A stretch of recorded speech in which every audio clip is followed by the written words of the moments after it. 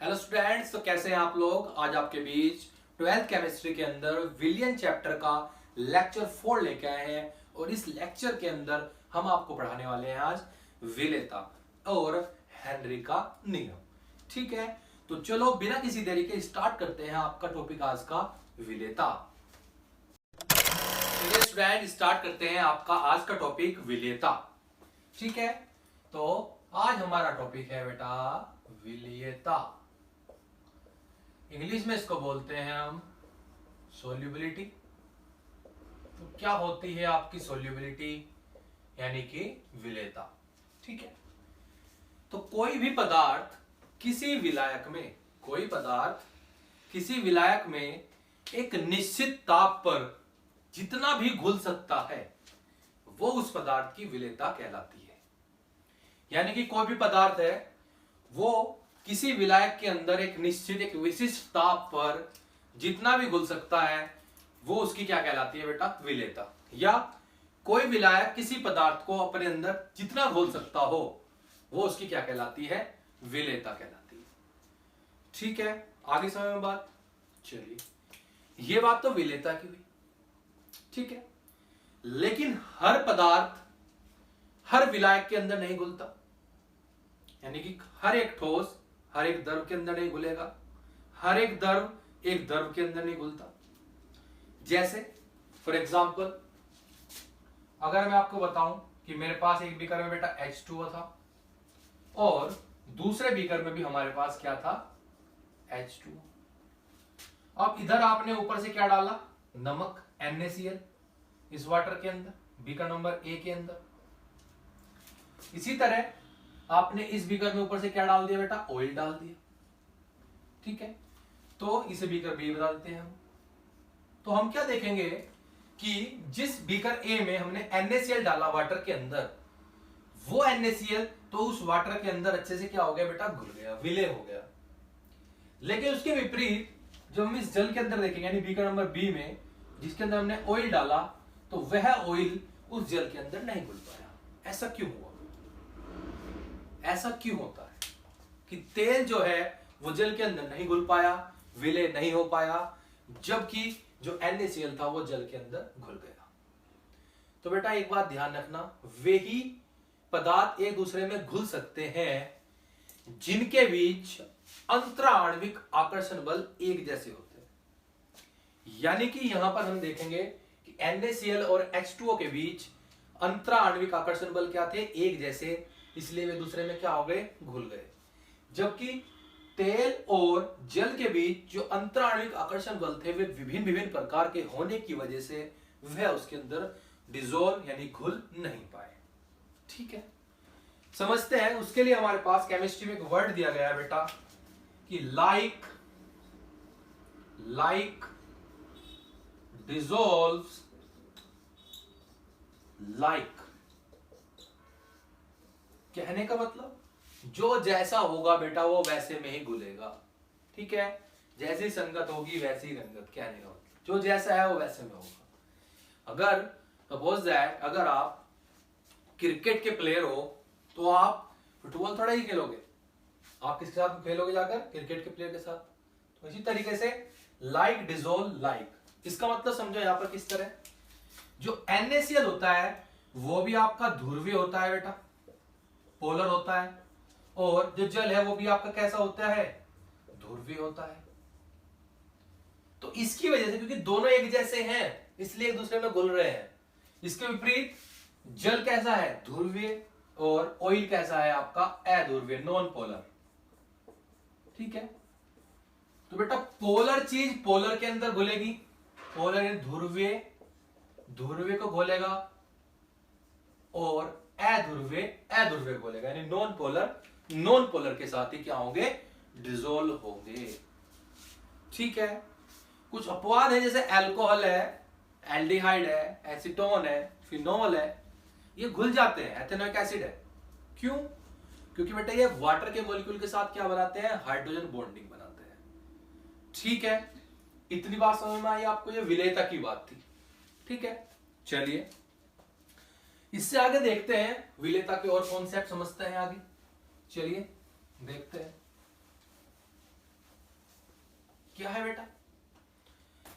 देखते हैं कि जब आप एक द्रव भरा हुआ है इस बीकर के अंदर और इस द्रव के अंदर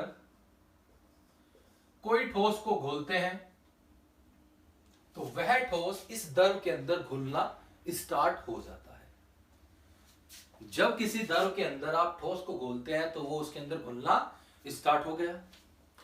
इस प्रक्रिया को बोलते हैं बेटा आप विलीनीकरण, डिसोल्यूशन। ठीक है, डिसोल्यूशन भी कहते हैं, डिसोल्यूशन भी बोल सकते हैं, वो आपकी इच्छा है। ठीक है, तो जब किसी द्रव के अंदर कोई ठोस घोला जाता है तो वो प्रक्रिया क्या कहलाती है? डिसोल्यूशन कहलाती है। और इस प्रक्रिया में जो विलेय की सांद्रता है वो इस द्रव के अंदर क्या होनी शुरू हो जाती है? बढ़नी शुरू हो जाती है। ठीक है, आगे समझ में? यानी कि अगर आपने NaCl डाला, थोड़ा टेस्ट करके देखा तो कम नमकीन लगा, और ज्यादा मिलाया तो और ज्यादा नमकीन लगेगा टेस्ट करने पर। क्यों?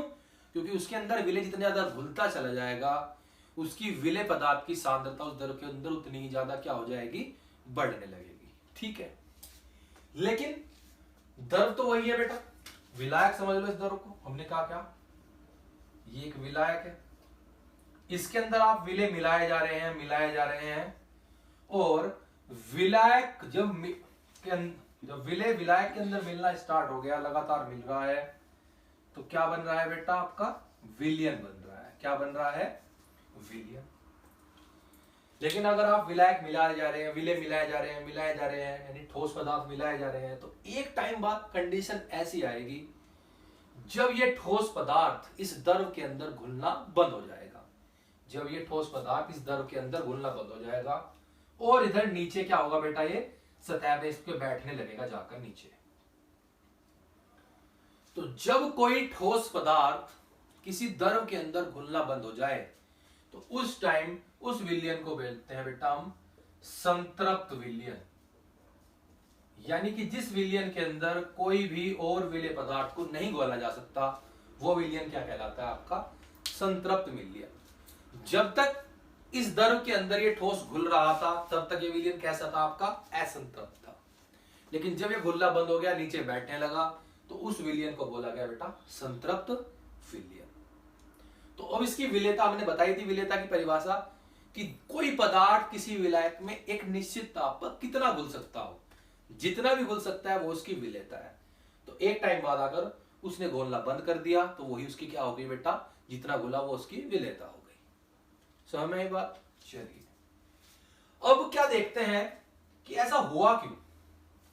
क्योंकि बेटा जब विलायक के अंदर विलेय घोलना स्टार्ट हो जाता है, घुल रहा है, तो एक टाइम बाद कैसा होगा कि यहां पर जितने विलेय के अणु अंदर आएंगे उतने ही विलेय के अणु बाहर भी जाएंगे। यानी कि विलेय और विलायक से जो विलयन बन रहा है, इन दोनों के बीच क्या आ जाएगी बेटा? एक गतिक साम्य अवस्था आ जाती है। क्या आ जाती है? गतिक साम्य अवस्था। यानी जितने विलेय आप डालोगे उतना विलेय ही अंदर आए, उतने अणु क्या हो जाएंगे? वहां से बाहर चले जाएंगे। तो इनके बीच क्या आ जाएगी? एक डायनामिक इक्विलिब्रियम आ जाएगी, जिसे हम गतिक साम्य अवस्था कहते हैं। ठीक है, अब क्या होगा कि विलेयता अब कैसे बढ़ाई जा सकती है? भाई आपने विलायक को चेंज नहीं किया, विलायक तो उतना ही था, लेकिन विलेय मिलाए जा रहे हैं जो अब घुलना बंद हो गया। तो अब क्या करना पड़ेगा? या तो आप विलायक की क्या बढ़ा दो, यहां पर मात्रा बढ़ा दो। नंबर एक बात, अगर विलेयता को क्या करना है? चेंज करना, विलेयता को प्रभावित करना है, विलेयता बढ़ानी है। नंबर दो, या आप क्या करो? ताप में परिवर्तन करो, या आप क्या करो? दाब में परिवर्तन करो। इस तरीके से हम क्या कर सकते हैं बेटा? आपके विलेयता को चेंज कर सकते हैं। विलायक की मात्रा है चेंज कर ताप को चेंज करके या दाब को चेंज करके। तो विलेयता पर आपकी तीन चीजें जो है प्रभावित करेंगे विलेयता को, विलायक, ताप और दाब। यानी कि विलेयता को प्रभावित करने वाले जो कारक हैं वे कौन कौन से? आपके विलायक है, ताप है और क्या है? दाब। ये विलेयता को क्या करेंगे? प्रभावित करेंगे। ठीक है, तो विलेयता जो होती है बेटा वो अलग अलग होती है। सबसे पहले हम पढ़ेंगे ठोस की दर में विलेयता को प्रभावित करने वाले कारक। तो सबसे पहले हमारी स्केच क्या होगी बेटा? ये डाल लीजिए आप। ठोस की द्रव के अंदर विलेयता को प्रभावित करने वाले कारक, प्रभावित करने वाले कारक। तो फर्स्ट क्या है बेटा, ठोस की द्रव के अंदर विलेयता को प्रभावित करने वाले कारक। ठीक है, चलिए देखते हैं। नंबर 1 प्रभाव पढ़ते हैं इस पर बेटा, ताप का प्रभाव। ताप का प्रभाव। तो जब एक ठोस एक द्रव के अंदर घुलता है तो कुछ ठोस की विलेयता तो ताप बढ़ाने पर बढ़ती है, लेकिन कुछ ठोस की विलेयता ताप बढ़ाने पर घट जाती है। ऐसा क्यों होता है वो आपको समझाएंगे, लेकिन उससे पहले हम आपको ले चलेंगे कहां पर, 11th के अंदर, जहां हमने क्या पढ़ा था, एक नियम पढ़ा था जिसका नाम क्या था आपका, ला शातलिए का नियम, ले चैटलियर प्रिंसिपल। ठीक है, तो समझते हैं उसी प्रिंसिपल से कि अगर कोई ठोस किसी द्रव के अंदर, विलायक मान लीजिए इसको, घुल रहा है और मिलकर क्या बना रहा है, एक विलयन बना रहा है। तो जब कोई ठोस की द्रव के अंदर घुलता है तो या तो आपका ऊष्माक्षेपीय अभिक्रिया होगी या आपकी ऊष्मा शोषी अभिक्रिया होगी। तो अगर इस क्रिया के अंदर जब कोई ठोस द्रव के अंदर घुला, ऊष्मा क्या हो रही है बेटा, शोषित हो रही है, ऊष्मा अंदर आ रही है, तो आपकी डेल्टा एच कैसा होने वाला है आपका, पॉजिटिव। डेल्टा एच कैसा होने वाला है, पॉजिटिव। तो इस कंडीशन में जो विलेयता है वो आपकी टेम्परेचर बढ़ाने पर बढ़ेगी या घटेगी, ये देखना है। तो देखते हैं इस समीकरण पर कि जब किसी ठोस को द्रव में घोलने पर ऊष्मा शोषी अभिक्रिया हुई बेटा, कौन सी अभिक्रिया हुई, ऊष्मा शोषी, एंडोथर्मिक। तो इस कंडीशन में क्या होगा, ला शातलिए के अनुसार, ला शातलिए के अनुसार ताप बढ़ाने पर क्या कहा था कि ताप बढ़ाने पर साम्य अवस्था उस दिशा में जाती है जिस दिशा में ताप का मान कम होता है, यानी जिस दिशा के अंदर ऊष्मा की मात्रा क्या होती है, कम होती है। समझ में आई बात। तो आपने जब टेम्परेचर इस रिएक्शन पे बढ़ाया तो आप देखोगे कि ऊष्मा किस साइड का है बेटा, उत्पाद की साइड में ऊष्मा क्या है बेटा आपकी, कम है, क्योंकि इधर माइनस की है। तो आपने ताप बढ़ाया, तो ताप बढ़ाने पर जो आपकी अभिक्रिया है वो किस दिशा में अग्रसर होगी बेटा, वो अग्र दिशा में अग्रसर होगी। क्यों, क्योंकि इस दिशा में ऊष्मा की मात्रा क्या है, कम है। तो जब आप अग्र दिशा में अग्रसर हो रही है तो आप क्या देख रहे हो कि ठोस जो है वो द्रव के अंदर ज्यादा घुल रहा है और घुलकर क्या बना रहा है आपका, विलयन बना रहा है। इसका मतलब कि जब कोई ठोस द्रव के अंदर घुलकर ऊष्मा शोषी अभिक्रिया दर्शाता है तो उन ठोस की विलेयता ताप बढ़ाने पर विलेयता भी बढ़ती है, क्योंकि ला शातलिए के अनुसार जो विलयनीकरण है उस दौरान अभिक्रिया उस दिशा में जाएगी जिस दिशा में ऊष्मा की मात्रा कम होगी। तो इस अभिक्रिया में जो अभिक्रिया अग्रसर होगी वो होगी अग्र दिशा के अंदर, जिसकी वजह से ठोस ज्यादा घुलेगा द्रव के अंदर और विलयन क्या होगा, ज्यादा बनेगा। ठीक है, आगे समझ बात। तो क्यों हुआ ऐसा, क्योंकि ऊष्मा कैसी थी, वो अभिक्रिया कैसी थी बेटा आपकी, ऊष्मा शोषी अभिक्रिया है। ठीक है, इसमें उदाहरण है जैसे आपका शुगर है, NaCl है, यूरिया है, ठीक है, आपका NaNO3 है, KNO3 है। इन सब की विलेयता जो है ताप बढ़ाने पर बेटा क्या होने वाली है, यहां पर बढ़ने वाली है। ठीक है, समझ में आती है बात। चलिए, लेकिन इसके विपरीत NaNO3 KNO3 भी काट दीजिए आप, ठीक है, शुगर यूरिया NaCl ध्यान रखिए। इसके विपरीत अगर आप देखें, कि अगर कोई ठोस है वो द्रव के अंदर घुल रहा है और द्रव के अंदर घुलकर आपकी ऊष्मा क्षेपीय अभिक्रिया दर्शा रहा है, यानी ऊष्मा जो है उस अभिक्रिया में अगर निकल रही है तो उस कंडीशन में क्या होने वाला है ये देखते हैं। तो इस कंडीशन में क्या होगा कि आपने ताप बढ़ा दिया, तो ताप बढ़ाने पर अभिक्रिया उस दिशा में अग्रसर होती है जिस दिशा में ऊष्मा की मात्रा कम होती है। तो आप देखोगे कि ऊष्माक्षेपी अभिक्रिया है, इसमें इधर तो बेटा प्लस है, यानी इधर तो ऊष्मा ज्यादा है उत्पाद की साइड। ऊष्माक्षेपी अभिक्रिया में उत्पाद की ऊष्मा ज्यादा होती है, ऊष्मा जो एज ए प्रोडक्ट बनती है। तो इसका मतलब इस साइड ऊष्मा की मात्रा क्या है, कम। तो ताप बढ़ाने पर अभिक्रिया पश्च दिशा में जाने लगेगी। अब पश्च दिशा का मतलब है कि विलयन जो है वो टूट रहा है, द्रव अलग हो रहा है, इससे ठोस क्या हो रहा है, अलग। इसका मतलब जो ठोस है वो द्रव में घुलना क्या हो रहा है, कम हो गया। ठोस उस द्रव से क्या होना शुरू हो गया, अलग होना शुरू हो गया। इसका मतलब क्या होगा बेटा, जो विलेयता है वो क्या होगी, घट जाएगी। तो ऊष्माक्षेपी अभिक्रियाओं के अंदर क्या होगा, जब किसी ठोस को एक द्रव के अंदर घोला जाता है तो उस ठोस की विलेयता उस द्रव के अंदर क्या हो जाती है बेटा, आपकी कम हो जाती है। ठीक है, आगे समझ में बात। तो ऐसा क्यों होता है, ये ला शास्त्री के अनुसार होता है बेटा, क्योंकि ला शास्त्री ने हमें क्या बताया था कि उन द्रवों की विलेयता क्या होती है, ताप बढ़ाने पर घट जाती है जो द्रव या ठोस जो द्रव के अंदर घुलकर कौन सी अभिक्रिया दर्शाते हैं, आपकी ऊष्माक्षेपी अभिक्रिया दर्शाते हैं। ठीक है, इतनी बात समझ में आती है। इसके जो उदाहरण है बेटा, Li2CO3, ठीक है, Na2CO3, ये इसके क्या है बेटा, उदाहरण है। ठीक है, ध्यान रखोगे तो बात ध्यान रखना कि जब कोई ठोस ऊष्मा शोषी अभिक्रिया दर्शाएगा तो वहां तो ताप बढ़ाने पर विलेयता बढ़ेगी।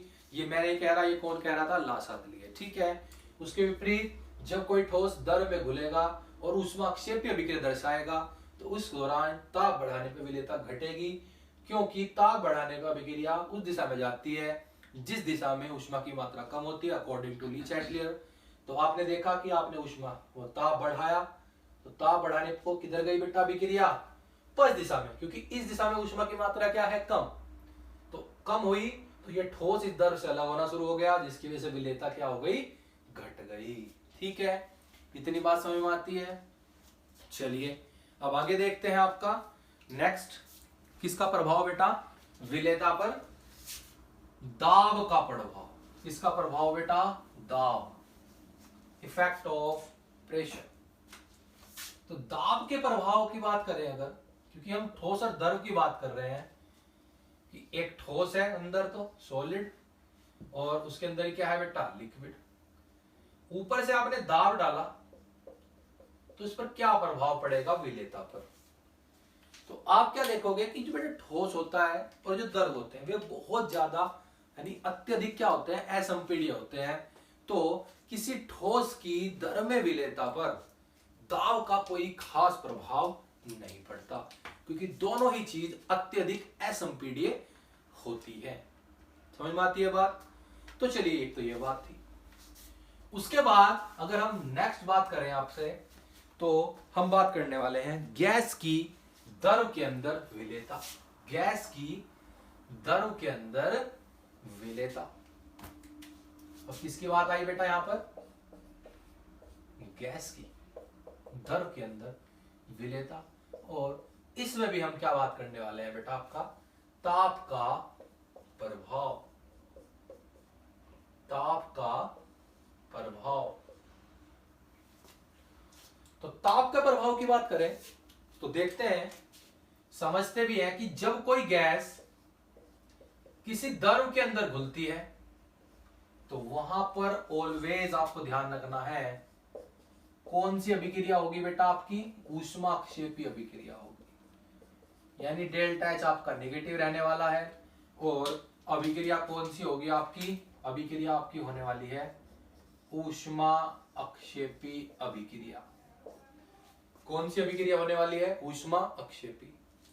गैस जो है बेटा ये विलय का काम करने वाली है, और जो द्रव है वो किसका काम करने वाला है, आपका विलायक का। ठीक है, तो आप देख रहे हो कि इसमें ताप का प्रभाव बताना है कि जब कोई गैस किसी द्रव के अंदर घुल रही है तो वहां ताप बढ़ाने पर विलेयता घटेगी या बढ़ेगी, ये देखते हैं। तो चलिए गाइस, हमने ताप बढ़ाया, ताप को जैसे ही बढ़ाया तो आप क्या देखोगे कि अभिक्रिया कौन सी है, ऊष्माक्षेपी। तो ताप बढ़ाने पर लासातले ने बताया था कि अभिक्रिया उस दिशा में जाएगी जिधर ऊष्मा की मात्रा क्या होगी, कम। तो इस साइड ऊष्मा की मात्रा क्या है, कम। तो ताप बढ़ाने पर आपने देखा कि अभिक्रिया किस दिशा में जाएगी, पश्च दिशा में। बेटा किस दिशा के अंदर गई, पश्च दिशा में। तो पश्च दिशा में आप देख रहे हैं कि इस द्रव से गैस जो है वो अलग हो रही है।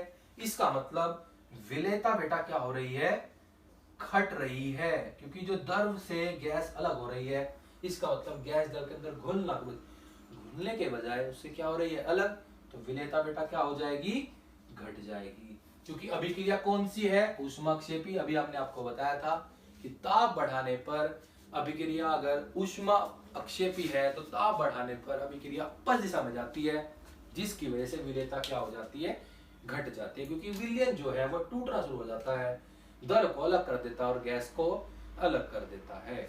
समझ में आई बात। तो यही कारण है इस पे क्वेश्चन था कि जो जलीय जीव होते हैं, जलीय जीव जंतु जो भी हैं वे ठंडे पानी में रहना पसंद करते हैं गर्म पानी की अपेक्षा। उसका रीजन यही था क्योंकि बेटा अगर आप टेम्परेचर बढ़ाओगे तो जो जलीय जीव पानी में रहते हैं वे कौन सी गैस ग्रहण करते हैं, ऑक्सीजन। तो उस जल के अंदर ऑक्सीजन गैस की विलेयता क्या हो जाएगी, कम हो जाएगी, जिसकी वजह से उन्हें सांस लेने में क्या होगी, दिक्कत हो। ठीक है, समझ में आई बात। इसी तरीके से आप देखते होंगे कि जो गर्मियों के मौसम के अंदर जितने भी जलीय जानवर होते हैं वे जो नदियां होती हैं उनके नीचे, बहुत नीचे ले जाते हैं जल के अंदर, और शाम होने पर क्या होता है, ऊपर आ जाते हैं। क्योंकि दोपहरी में क्या होगा बेटा, दोपहर में वहां पर टेम्परेचर ज्यादा हो जाता है, जिसकी वजह से उस जल के अंदर जो गैस की विलेयता है वो कम हो जाती है। तो इसकी वजह से वे नीचे चले जाते हैं, क्योंकि नीचे का पानी का टेम्परेचर थोड़ा लो होता है। समझ में आती है बात। तो यही रीजन है क्यों कि टेम्परेचर बढ़ाने पर विलेयता घटती है। ठीक है, तो जलीय जीव भी ठंडे पानी में रहना ज्यादा पसंद करते हैं गर्म पानी की अपेक्षा। समझ में आती है बात। ठीक है बेटा, चलिए अब नेक्स्ट देखते हैं यहाँ पर दाब का प्रभाव। किसका प्रभाव है बेटा, दाब का। तो किसी गैस की दर में विलेयता पर जो दाब का प्रभाव है, ठीक है, किसी गैस की दर में विलेयता पर जो दाब का प्रभाव है उसे हम पढ़ते हैं बेटा, आपके एक नियम है, उस नियम के अनुसार पढ़ते हैं, जिसका नाम होता है बेटा आपका हेनरी नियम। हेनरी का नियम, हेनरी लॉ। ठीक है, ये बड़ा इंपोर्टेंट लॉ है ये। ठीक है, तो क्या कहा था हेनरी ने, हेनरी ने क्या कहा कि किसी गैस की दर में विलेयता ठीक है, दोबारा सुनो, चलो इसमें टेम्प जो है निश्चित ताप पर लिखो। हेनरी के नियम अनुसार क्या हुआ कि निश्चित ताप पर किसी गैस की दर में विलेयता, किसी गैस की दर में विलेयता, विलेयता से मतलब यहां पर है बेटा मोल प्रभाव से। किससे मतलब है, मोल प्रभाव से। ठीक है, तो क्या कहता है हेनरी कि निश्चित ताप पर किसी द्रव के अंदर घुली किसी गैस की जो विलेयता है वो उस गैस के आंशिक दाब के समानुपाती होती है। उस गैस के आंशिक दाब के क्या होती है, समानुपाती होती है। यानी कि जो P है वो आपका समानुपाती है किसके बेटा, मोल प्रभाज के। वो भी किसके मोल प्रभाज के, गैस के। मोल प्रभाज से यहां मतलब है विलेयता। कहने का मतलब अगर आप दाब बढ़ाओगे तो विलेयता भी क्या होगी, बढ़ेगी, ऐसा समझते हैं। ठीक है, यानी अगर जिस गैस का भी आंशिक दाब ज्यादा होगा वो गैस की विलेयता उतनी ही क्या होने वाली है बेटा, ज्यादा होने वाली है। किसने बताया था, हेनरी ने बताया कि अगर किसी भी गैस को दर में ज्यादा घुलना है तो उसका आंशिक दाब क्या होना चाहिए, ज्यादा होना चाहिए, दाब क्या होना चाहिए, ज्यादा होना चाहिए। समझ में आई बात। तो चलिए देखते हैं, जैसे ही यहां पे देखा आपने कि जो दाब है वो किसके समानुपाती है बेटा, मोल प्रभाज के। तो आप क्या करोगे, P बराबर, जैसे ही समानुपाती का यहां से चिन्ह हटाओगे तो एक नेतांक आएगा जिसे बोलते हैं हम हेनरी नियतांक। क्या बोलते हैं आपका? हेनरी कांस्टेंट, हेनरी नियतांक। तो आपका एक फॉर्मूला हो जाएगा यहां से, P बराबर के एच इंटू एक्स, एक्स या काई बोल देते हैं ऐसे, ठीक है। ये आपका क्या है? एक्स वैस क्या बेटा यहाँ पर ये मोल प्रभाज है, किसका? वो भी गैस का, ठीक है। तो अब समझते हैं बात, अगर KH देखें तो KH बराबर क्या होगा आपके पास? P अपॉन मोल प्रभाज यानी विलेयता। अगर इसका मात्रक देखें आप हेनरी कांस्टेंट का, तो मोल प्रभाज का तो कोई मात्रक नहीं होता, दाब का मात्रक होता है। आप इसे या ATM लिख दीजिए या क्या लिख दीजिए बेटा? बार, ठीक है। इसी पे एक क्वेश्चन समझते हैं। अगर आपको 4 गैसें दी A B C D और चारों गैसों के लिए उसने अलग अलग क्या दिया? ATM में यहां पर हेनरी कांस्टेंट दिया हुआ है। क्या क्या दिए हुए हैं? मान लीजिए 1 है, ये 5 है, ये 6 है, ये 9 है। तो आपसे पूछ रहा है कि इनमें सबसे ज्यादा गैस कौन सी घुलेगी और सबसे कम गैस किसकी, यानी विलेयता किसकी सबसे ज्यादा होगी, किसकी सबसे कम होगी। तो उसके समझ सकते हैं बेटा यहां से कि KH जो है इनवर्सली प्रोपोर्शनल है, यानी KH जो है व्युत्क्रमानुपाती है किसके? मोल प्रभाज के, यानी विलेयता के। यानी कि KH जहां ज्यादा होगा वहां विलेयता बेटा क्या होगी? कम, और जहां KH कम होगा वहां विलेयता क्या होगी? ज्यादा, ठीक है। तो समझ दो, देखो बेटा दोनों एक दूसरे के क्या है? क्योंकि ये व्युत्क्रमानुपाती है। तो जहां KH का मान ज्यादा यानी KH है, सबसे ज्यादा मान किसका है बेटा? D का, तो D की विलेयता सबसे कम होने वाली है, ठीक है। उसके बाद KH का मान सबसे कम कहां है? A में, तो A की विलेयता सबसे ज्यादा होने वाली है। समझ में आई बात? तो ये बात किसकी थी बेटा? आपकी हेनरी के नियम से आई, ठीक है। इसी तरीके से अगर बात करें कि आपने भी पढ़ा था कि टेम्परेचर बढ़ाने पे यानी ताप बढ़ाने पर विलेयता क्या हो रही थी? घट रही थी बेटा। विलेयता क्या हो रही थी? घट रही थी। अगर विलेयता घट रही है तो बेटा क्या हो रहा होगा? KH क्या हो रहा होगा? वहां पर बढ़ रहा होगा। अभी तो पढ़ा कि जहां विलेयता क्या होगी? कम होगी, वहां KH क्या होगा? ज्यादा, क्योंकि KH ज्यादा होने पर विलेयता क्या हो जाती है? घट जाती है, क्योंकि एक दूसरे के क्या है? ये व्युत्क्रमानुपाती है। तो इसका मतलब टेम्परेचर बढ़ाओगे तो KH की वैल्यू ज्यादा हो जाएगी और विलेयता क्या हो जाएगी? कम। इसके विपरीत अगर आप ताप को घटाओगे तो विलेयता क्या होगी? बढ़ेगी और KH का मान क्या हो जाएगा? आपका घट जाएगा, ठीक है। इतनी बात समझ में आती है? ये बात किसकी थी? आपकी हेनरी के नियम की थी, ठीक है। समझ में आती है बात? चलिए नेक्स्ट देखते हैं। आपका नेक्स्ट क्या है? हेनरी के नियम के अनुप्रयोग। अनुप्रयोग को मैंने समझा देते हैं आपको। नंबर 1 कि जितने भी आपका सोडा जल यानी कोल्ड ड्रिंक है, जितने भी पेय पदार्थ हैं जिसके अंदर हम CO2 गैस को यूज करते हैं, तो इन द्रवों को जब बोतलों के अंदर भरा जाता है तो CO2 गैस को बहुत अधिक दाब पर बंद करते हैं। क्यों? क्योंकि बेटा जब दाब बढ़ाओगे तो विलेयता वहां पर क्या हो जाएगी? बढ़ जाएगी। इसी वजह से आपने देखा होगा कि जो थम्स अप है, जितनी भी गैस वाली कोल्ड ड्रिंक्स है, उनके अंदर कुछ स्पेस ऊपर का खाली रह जाता है। उसका रीजन है कि वो गैस जो है वो डाली जाती है, वो भी तो अपना आयतन घेरेगी, तो उस आयतन के लिए, उस गैस के आयतन के लिए वो जगह क्या कर दी जाती है? वहां पर छोड़ दी जाती है। और दाब इसलिए वहां पर ज्यादा भरा जाता है जिससे कि वो CO2 गैस उस द्रव के अंदर अच्छे से घुल सके। क्यों? क्योंकि हेनरी ने कहा था दाब बढ़ाओ तो विलेयता भी बढ़ाओ। समझ में आती है बात? चलिए फिर नंबर 2 क्या है कि बेटा जितने भी आपके जो पहाड़ों पर रहते हैं बंदे, ऊपर जाने पर क्योंकि दाब क्या होता है? कम होता है। तो जितने भी व्यक्ति जो ज्यादा ऊंचाई पर रहने वाले व्यक्ति हैं, वहां पर क्या होगा? दाब कम है तो हमारे ब्लड के अंदर क्या होगी? ऑक्सीजन गैस की विलेयता भी बेटा वहां पर क्या हो जाएगी? कम हो जाएगी, ठीक है। जिसकी वजह से हमें सांस लेने में क्या होगी? तकलीफ, क्योंकि वहां पर दाब क्या है? कम है, वायुमंडलीय दाब कम हो जाता है ऊपर जाने पर, ठीक है। इसी वजह से जो ज्यादा ऊंचाई पर रहने वाले व्यक्ति होते हैं उनमें ऑक्सीजन नहीं मिल जाने की वजह से पूरी तरीके से उनमें जो सोचने की क्षमता होती है वो क्या होती है बेटा? कम होती है, थिंकिंग एबिलिटी, और जिसकी वजह से उन्हें एक रोग हो जाता है। उस रोग का नाम क्या है बेटा? आपका एनोक्सिया। उस रोग का नाम क्या है? आपका एनोक्सिया है, ठीक है।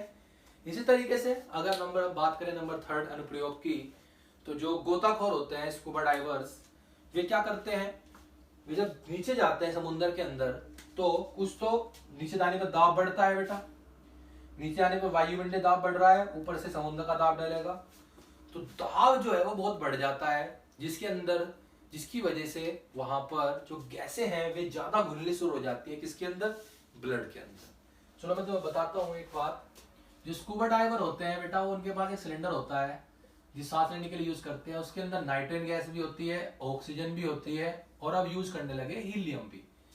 क्यों? क्योंकि बेटा देखो, ऑक्सीजन गैस तो हमारे ब्लड के अंदर नॉर्मली टेम्परेचर पर क्या हो रही है, डिसोल्व हो रही है, सामान्य ताप और दाब पर। लेकिन नाइट्रोजन गैस जो है वो सामान्य ताप और दाब पर एक अक्रियाशील गैस मानी जाती है, जो हमारे ब्लड के अंदर नॉर्मल टेम्परेचर और प्रेशर पर डिसोल्व या घुलती नहीं है।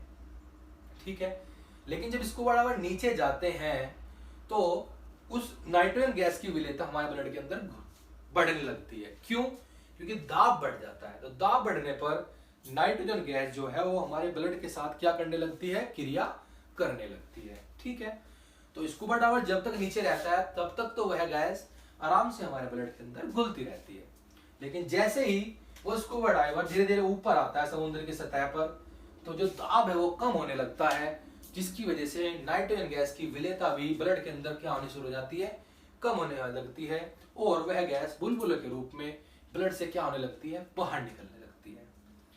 वो गैस शरीर से बैंड्स बनाकर बाहर निकल जाती है। ये बैंड्स बनाने की वजह से जो है हमें बहुत ज्यादा पीड़ा महसूस होती है। ठीक है, क्योंकि जो गैस है वो घुल तो रही नहीं नाइट्रोजन, क्योंकि प्रेशर क्या हो गया, कम हो गया, तो वो गैस हमारे शरीर से बाहर निकलना चाहेगी तो बुलबुलों के रूप में बाहर निकलती है, जिसकी वजह से शरीर पर क्या बन जाते हैं, बैंड्स, जो बहुत ज्यादा पीड़ादायक या जानलेवा भी हो सकते हैं।